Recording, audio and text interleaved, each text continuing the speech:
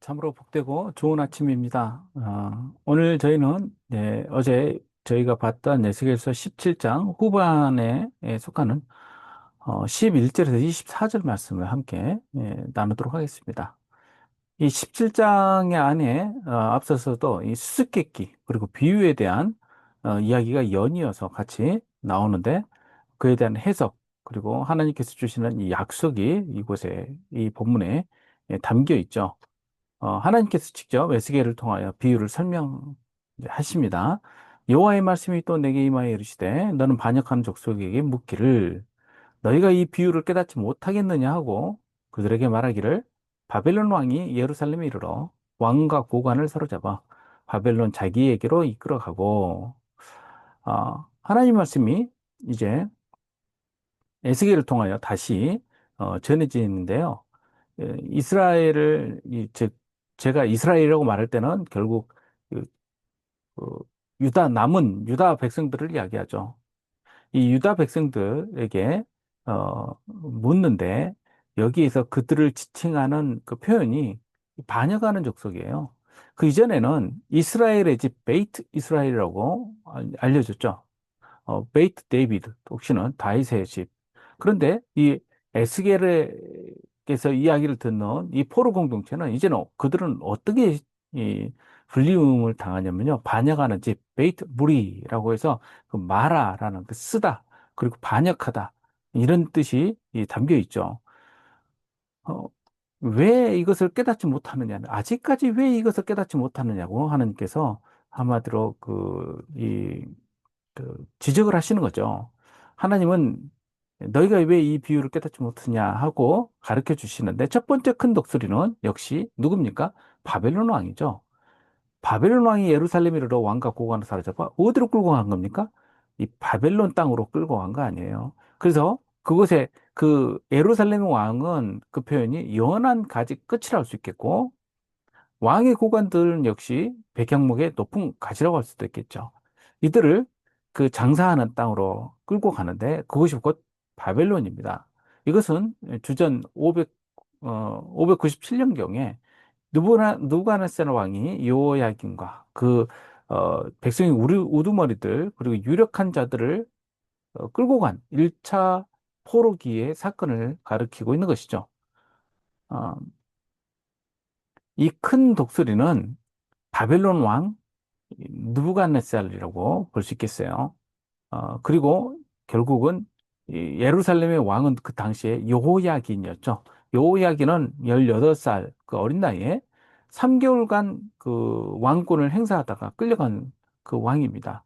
그 아버지의 전처를 받아서 하나님 보시기에 악한 그 왕이었기 때문에 신명기 그 역사가들은 열왕기 하에 이렇게 기록을 해두었죠. 하나님께서 징벌하셔서 끌려갔다. 이렇게 해석을 하고 있죠. 그런데 에스겔은 오히려 이 사건이 하나님께서 호의를 베푸신 사건으로 그렇게 그런 시각으로 해석을 하고 있어요. 어떻게 보면 둘 다 맞는 거예요. 하나님의 징벌이자 이면서도 그 징벌 안에는 무엇이 담겨 있냐면 하나님의 배려와 또 계획이 담겨 있습니다. 느부갓네살은 오히려 자비로운 왕으로 묘사가 됐죠. 그래서 여호야긴을 물이 풍부한 밭에 심겨진 그런 그 가지로 표현하고 있습니다. 그리고 여호야긴을 그 안전을 보장을 하고 있죠. 여호야긴이 바벨론에서 또 환대받은 것은 분명히 잘 언급되고 있습니다. 느부갓네살 그 왕 13년, 즉 주전 한 592년경 정도 될 때, 서령문자, 그 당시에 발견된 역사적 기록에 따르면 여호야긴과 그 아들들이 식량 배급을 어떻게 받았다는 것이 나오는데 그 잘 대접받은 것으로 그렇게 기록이 되고 있습니다. 나중에 그런 호의를 잃게 되지만 당시에는 이러한 그 느부갓네살의 그런 호의를 잊고 있었던 걸로 그렇게 이해가 됩니다. 그 왕족 중에 하나를 택하여 언약을 세우고 그에게 맹세하게 하고 또 그 땅에 능한 자들을 옮겨간다니 하나를 택하여 언약을 세우고 맹세하게 하였다라는 것은 그때 남은 그 왕가의 혈통인 그 시드기야를 이야기하죠. 마따디야라고 또 불렸죠. 이 요시아의 아들 중에 하나였는데 시드기야와 뭐 어떤 관계를 맺은 겁니까? 봉신 관계를 맺은 것이죠. 그러면서 맹세하게 하였다는데 하나님의 이름으로 맹세시킨 거와 이해가 됩니다. 그렇게 하면서 언약을 맺었다는 것이죠. 어, 이러할 때, 음, 이 맹세라는 것, 언약이라는 것이 여기 본문에서는 카라트 브리트, 그래서 언약을 맺는 것, 이것을 이 두 단어로 표현을 하고 있고요. 그다음 또 하나는 부알라라는 것은 맹세하다라는 뜻이에요. 이 두 단어가 뭐 딱 구분해서 쓰이는 건 아니지만 하나는 앞에 말하는 그 맹세라는 것은 그 언약이라는 것은 아마 조약 의식에서 봉신이 행하는 충성맹세 이런 것이 해당이 되지 않을까 전체를 그 이야기할 때 이렇게 이해될 수도 있겠습니다. 그리고 이 앞에서는 전체적인 약속에 대한 언약 그 조약에 대한 내용을 이야기를 하고 있고 그 다음에는 충성맹세라고 볼 수도 있겠습니다. 나라를 낮추어 스스로 서지 못하고 언약을 지켜야 능히 서게 하였음이거늘 이 부분은요. 느부갓네살의 의도는 뭡니까? 이 백양목의 연한 가지 그 왕과 혈통이었던 가장 그 왕위를 이어갔던 그 여호야기를 그 제거해서 옮겨두는 것이죠. 그리고 그 땅의 종자를 오히려 시드기야를 세워서 높지 아니한 포도나무가 되게 하는 것이죠. 너무 높지 아니한 그리고 그런 포도나무를 세워둔 것인데 나라를 낮춘다라는 그 히브리어가 맘라카 셰펠라 돼 있는데 이 셰펠라라는 단어는 성경에서 그 유다 왕국에서 낮은 땅을 바라봤을 때, 낮은 지역, 산지에 있는 유다 지역에서 블레셋이 이르는 그 해안 평야 쪽을 바라봤을 때 부르는 땅의 지명이 이 셰펠라예요. 성경에서는 평지라고 번역이 되어 있죠. 이 위에서 봤을 때 좀 낮은 구릉지대를 말하는 한 겁니다. 성경에는 평지라고 번역을 해두었는데 그냥 낮은 구릉지대예요. 그래서 여기서 낮추다라는 단어를 쓸 때 이 셰펠라라는 단어를 쓰고 있는 것입니다. 그러니까 하나님께서는 이런 그 느부갓네살을 통해서 이제 유다가 스스로를 낮추어서 하나님 앞에서 겸비하도록 그렇게 훈련을 시키고 있는 과정이 지금 예, 본문에 나오고 있는 것이죠. 하나님의 주권 앞에서 스스로 겸비해야 되죠. 그리고 이러한 역사적 사건 안에서 오히려 겸손하게 그 뜻을 살펴봐야 될 것입니다.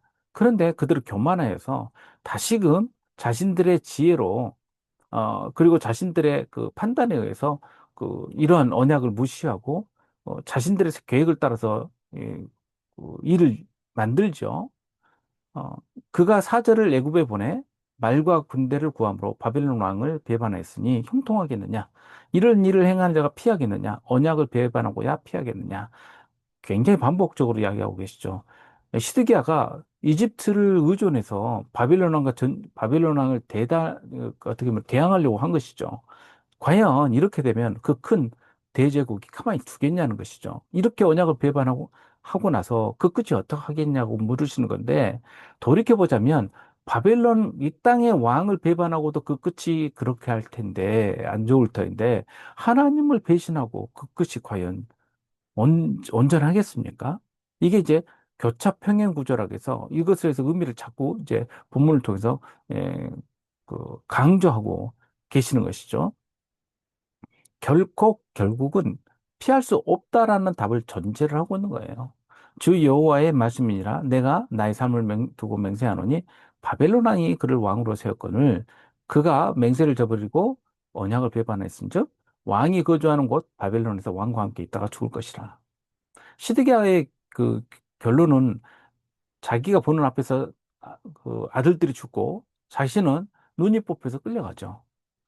에스겔이 전하는 비유와 해석을 듣는 사람들은 누굽니까? 먼저 끌려온 유다 포로들입니다. 이들은 이스라엘 족속으로 반역하는 족속으로 표현되는 이들이에요. 이들이 결국 보게 될 것은 시드기야의 결론적인 그런 참혹한 모습입니다. 자신들은 기대가 이제 예루살렘에 돌아가겠지, 곧 돌아가겠지, 하나님께서 어떻게 돌려보내시겠지라고 하지만 사실은 이제 그 땅이 중요한 것이 아니라 오히려 하나님을 바라는 것이 중요하다는 것을 에스겔 선지자는 계속 강조하고 있는 것입니다. 그 대상이 자신들은 예루살렘과 성전이지만 하나님은 하나님을 바라보라는 것이십니다. 대적이 토성을 쌓고 사다리를 세우고 많은 사람을 멸절을 하려고 할 때 이게 이제 전쟁의 묘사예요. 그래서 토성으로 나는 다에크라는 것은 그 보루를 말합니다. 즉 성을 대항해서 그 건너편에서 전쟁 화살도 쏘고 창도 던지고 무기를 쏘는 그런 공성 성벽이 다에크예요. 그리고 여기서 사다리라고 번역되어 있는 썰렐라라는 히브리 단어는 경사를 만들어서 쌓아둔 둔덕을 말하는데 이 둔덕을 타고 뭐가 들어가냐 공성태라고 불리는 이 성벽을 쳐 부수는 그런 병기들이 올라가게 됩니다. 무시무시한 것이죠. 고대 세계에서는. 이것이 이제 전진해서 벽을 허물게 되면 이제 곧바로 벽은 이렇게 문이 열리고 적군이 쏟아져 들어오면서 참혹한 결과가 나오게 되죠. 그, 뭐, 반지의 제왕 이런 거 보면은 이런 장면들이 나오지 않습니까? 공성태가 쳐서 성벽이 무너지고 막 그냥 밀려들지 않습니까? 이때 바로가 큰 군대 많은 무리로도 전쟁에서 도와주지 못할 것이다. 이게 이제 주전 588년경에, 즉 시드기야 왕 9년에 약 18개월 동안 예루살렘을 포위하면서 벌였던 그런 전쟁을 연상시키고 묘사하고 있는 것입니다. 그가 이미 손을 내밀어 언약하였거늘 맹세를 업신여겨 언약을 배반하고 이 모든 일을 행하였으니 피하지 못할 것이다. 어, 언약을 맺고도 약속을 하나님의 이름으로 맹세하고 언약을 했지만 이것을 깨트린 것 아닙니까? 그러므로 주 여호와의 말씀이니라. 내가 나의 삶을 두고 맹세하노니 그가 내 맹세를 없인 여기고 내 언약을 배반하였은즉 내가 그를 그 머리에 돌리되 자, 이 부분에서 느부갓네살 왕과 맺었던 언약이 하나님의 언약으로 바뀌어요. 하나님께서 이 언약을 맺도록 하는 그 역사의 배경에 누가 계시냐면 하나님이 계신 거예요. 그러니까 이 사람들이 하나님께서 일으키신 일에 대해서 원천적으로 어떤 문제가 있는지를 돌이켜보고 하나님께로 돌아갔어야 했는데 그들은 이게 단지 어, 전쟁의 술수라고만 생각을 했던 것이죠.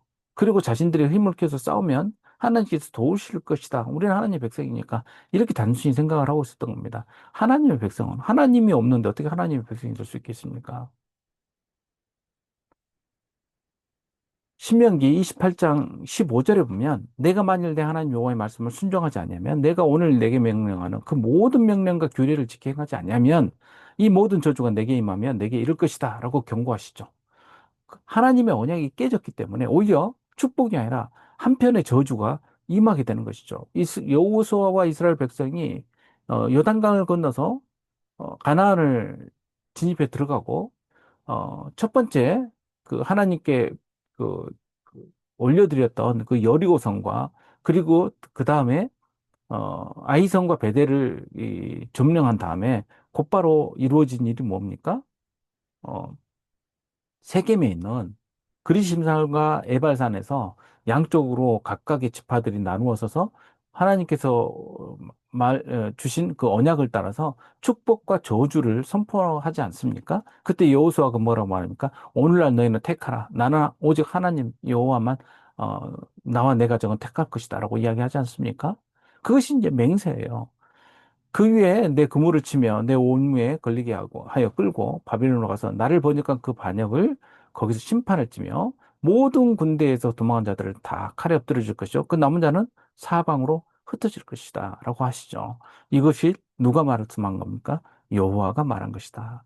즉 반역하다는 것은 의무를 저버리는 행동이죠. 그리고 심판의 장소는 바빌론입니다. 심판이 임할 때 결국 이 시드기야의 군대가 어, 패배하게 되고 도망치는 자들 다 잡혀서 죽게 되고 그리고 예루살렘은 그냥 불구덩이가 돼버리게 되지 않습니까?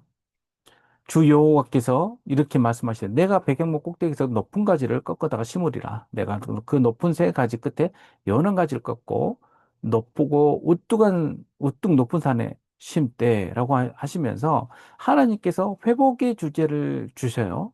그러면서 이 나무가 어떻게 되냐면 이스라엘 높은 산에 심겨지게 되고 가지가 무성하고 열매를 맺어서 아름다운 백향목이 될 것이고 모든 새들이 그 나무 밑에 들어와서 머물게 됩니다. 이것은 결국 뭐냐면 열방을 향한 하나님의 회복의 약속인데 여기서 중요한 건 가지예요. 이 가지가 여기서는 이제 어, 그 여러 가지 그 가지라는 그 단어가 여러 가지 표현으로 나오는데 여기서 라크라는 그 연한 가지를 그렇게 표현하고 있지만 이 가지를 이스라엘과 관련된 그 하나님의 약속으로서 이야기하실 때는 어, 싹이라는 단어가 나오는 이사에서 4장 2절에 나오는 째마흐라는 단어로도 나오기도 하고 또 다른 호테르라는 단어가 나오기도 하고 또 이사에서 11장 1절에 나오는 그 넷제르라는 그 가지가 나오기도 합니다. 그러니까는 여기서 말하는 이 가지라는 것이 저는 나중에 예수님께서 태어나시고 자라시고 그리고 또 그 이제 공생의 생애로 들어가실 때 하나님께서 언약을 이루셨다라고 말할 때 뭐라고 말씀하십니까? 그 나자렛에서 난 예? 나자렛에서 난 그, 그 부분을 강조하지 않습니까? 언약으로. 그 나자렛이라는 그 단어가 이 가지라는 그 넷제르라는 단어와 연관성이 있다라고 해석한 학자들이 참 많죠. 느부갓네살 왕은 시드기야에게 낮은 지위를 허락하지만 하나님께서는 결국 높은 지위로 회복시키실 것입니다. 그리고 많은 이들이 그 그늘 밑으로 몰려들어 머물게 될 것입니다. 들의 모든 나무가 나 여호와는 높은 나무를 낮추고 낮은 나무를 높이며 푸른 나무는 말리고 마른 나무는 무성하게 하는 줄 아니라 나 여호와는 말하고 이루느니라 하라. 이 말씀은 역시 예수님께서도 주신 그 뒤에 말씀 그 하고도 비유하고도 참 많이 맞닿아 있죠. 자, 네가 본다고 하니 그러면은 안 보이는 것이고 네가 듣는다고 하면은 못 듣는 것이고 예수님 말씀이 무슨 말씀입니까? 자만하면서 자신들이 가진 처지를 가지고 내세우는 사람들 이런 사람들 하나님께서 끝까지 낮추시죠. 오히려 하나님 앞에서 어, 나를 불쌍히 여기소서라고 가슴을 치면서 이야기할 때 하나님께서 높이시지 않습니까? 그리고 이러한 시대에 우리가 오늘 본문을 통해서 저는 철저하게 우리 스스로 점검해 봐야 될 것은 하나님께서 교회에 허락하신 그런 그, 그 고난들이 있어요. 이 고난은 우리들이 성실하여서 하나님의 언약 안에서 성실하면서 겪는 고난은 그것은 우리의 그 의로움 때문에 겪는 고난이에요. 그러나 우리가 잘못해서 겪는 고난은 하나님께서 치시는 한마디로 그 징계의 소리입니다. 귀 기울여 듣고 겸비하고 순종하면서 하나님께 겸손한 자세로 나아가야 됩니다. 오늘날 시대에 교회가 손가락질 당하는 한편에는 교회의 잘못된 부분이 분명히 있지 않습니까? 우리들의 잘못된 신앙의 모습이 있지 않습니까? 우리는 어떻게 해야 됩니까? 겸손해야 되고 더 낮춰야 되고 참으로 하나님과의 언약으로 다시 돌아가는 그러한 모습을 보여야 되지 않겠습니까? 이런 낮은 자리에 낮은 모습을 통하여 하나님께서 회복해 주실 그 소망의 음성을 함께 듣는 저와 여러분 되시기를 주님의 이름으로 축복합니다. 함께 기도하겠습니다. 아버지 하나님, 우리는 연약하여서 마음이 흔들리고 또 혼동할 때가 많습니다. 하나님께서 허락하신 그 하나님의 그 역사를 우리가 분명히 깨달아 알아서 우리가 낮은 자세로 하나님을 향하여 바라보고 또 그 언약 안에 다시금 우리들이 그 성실하게 그 따라갈 수 있는 그리고 또 성실하게 그 언약을 어, 지키는 저희들 되게 하여 주시옵소서 감사드리며 예수님의 이름으로 기도하옵나이다. 아멘. 기도하겠습니다.